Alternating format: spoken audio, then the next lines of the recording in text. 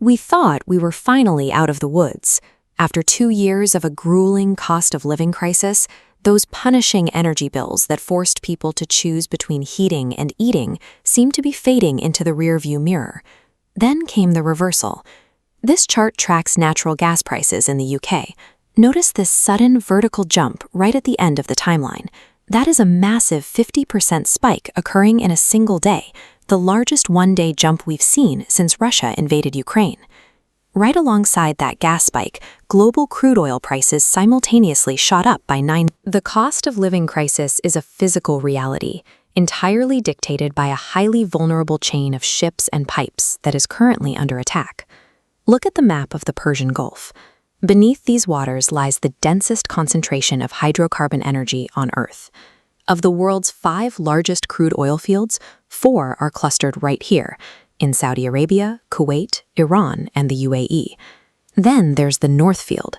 This colossal natural gas reserve shared by Qatar and Iran holds more pure energy than all those massive oil fields combined. But now that critical extraction infrastructure is caught in the crossfire.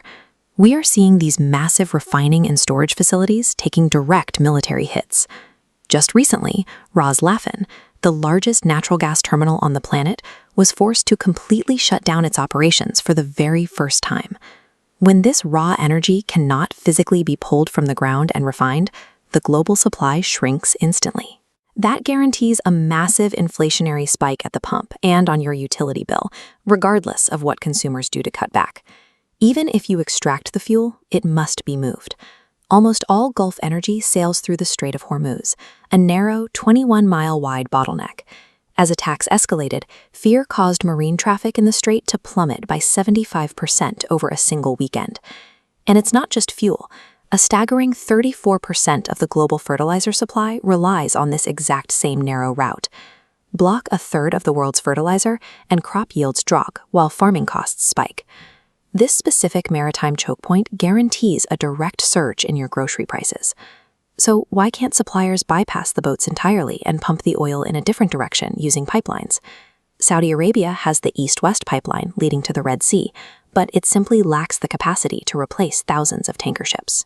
Worse, the southern exit to the Red Sea, the Bab el-Mandeb Strait, is paralyzed by rebel attacks on commercial shipping. If the Red Sea is blocked, ships can endure a massive, costly detour by sailing all the way around Africa's Cape of Good Hope. But for the Strait of Hormuz, there is absolutely zero geographic alternative.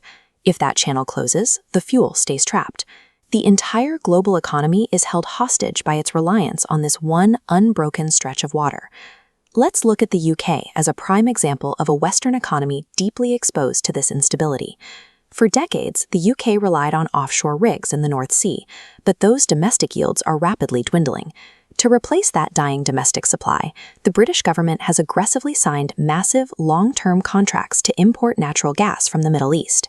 Projections show that by 2035, a full 20% of all UK natural gas will flow directly from Qatar, arriving on these specialized LNG transport ships. It comes down to brutal math. When a region providing a fifth of a nation's energy gets physically choked off, people still need to heat their homes through the winter. The demand stays the same, the supply vanishes, and prices skyrocket. That 50% jump in gas prices we saw in a single day happened while the strait was still open.